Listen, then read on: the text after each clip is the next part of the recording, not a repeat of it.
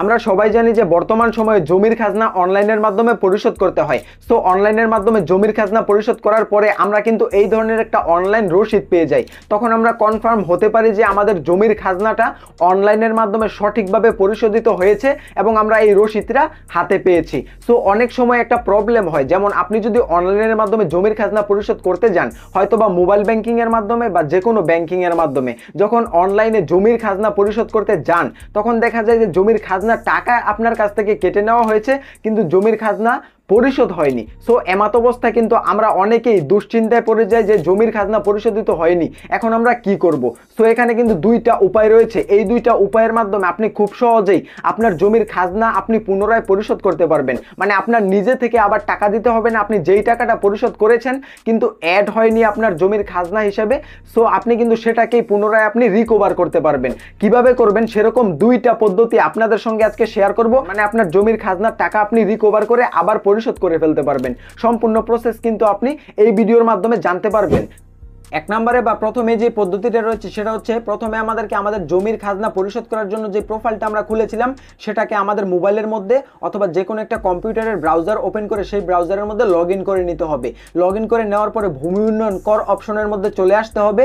তারপর এখানে অনেকগুলো অপশন দেখতে পারবেন, ড্যাশবোর্ড, খতিয়ান, হোল্ডিং তালিকা, দাখিলা, পেমেন্ট বিবরণ, পেমেন্ট রিকনসিলেশন, চালান যাচাই, প্রতিনিধি পেমেন্ট ইত্যাদি আরও অনেক অপশন দেখতে পারবেন। তো এখান থেকে আপনারা জাস্ট পেমেন্ট রিকনসিলেশনের মধ্যে ক্লিক করে দিবেন।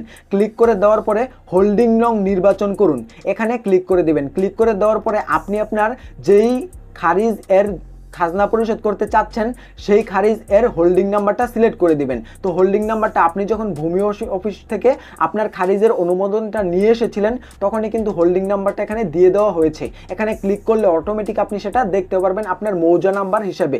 সো সেটাকে সিলেক্ট করে দিবেন। সিলেক্ট করে দেওয়ার পরে ট্রানজ্যাকশন নংটা এখানে দিয়ে দেবেন। আপনি যদি বিকাশের মাধ্যমে টাকা পরিশোধ করে থাকেন বা রকেট, নগদ ইত্যাদি যে কোনো ব্যাংকিং মাধ্যমে টাকা পরিশোধ করে থাকেন, সেই টাকা পরিশোধ করার পরে যেই ট্রানজ্যাকশন নাম্বারটা এখানে দেওয়া হয়েছিল সেই ট্রানজ্যাকশন নাম্বারটা এখানে জাস্ট বসিয়ে দেবেন হুবহু।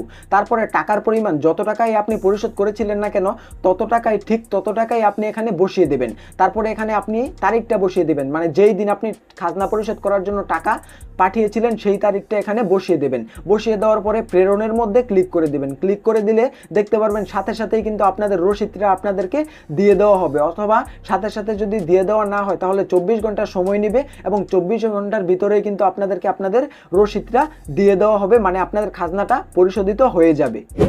এক নম্বর পদ্ধতিতে আপনি যদি কোনো সমাধান না পান, মানে আপনার জমির খাজনা যদি পরিশোধিত না হয়, তাহলে আপনি 2 নম্বর পদ্ধতিটা অনুসরণ করতে পারেন। 2 নম্বর পদ্ধতিটা হচ্ছে, আপনি যে মোবাইল ব্যাংকিং এর মাধ্যমে বা যে কোনো ব্যাংকিং মাধ্যমে আপনি যেই টাকাটা পরিশোধ করলেন, মানে জমির খাজনার টাকাটা পরিশোধ করলেন, সেই ব্যাংকিং মাধ্যম এর অবশ্যই হেল্পলাইন রয়েছে, সেই হেল্পলাইনে আপনি যোগাযোগ করবেন।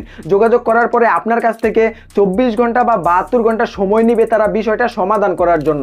যদি সমাধান করতে পারে তাহলে আপনি আপনার রসিদটা আপনার প্রোফাইল মধ্যে পেয়ে যাবেন। আর যদি সমাধান না করতে পারে তাহলে আপনার যেই পরিমাণ টাকা, মানে আপনার জমির খাজনা পরিশোধ করার জন্য যেই পরিমাণ টাকা আপনি পরিশোধ করেছিলেন সেই টাকা কিন্তু তারা আবার আপনাকে রিকভার করে দিবে, মানে আপনাকে ব্যাক করে দিবে। তারপরে কিন্তু আবার আপনি পুনরায় নতুন করে খাজনা পরিশোধ করতে পারবেন। সো এই ছিল প্রসেস।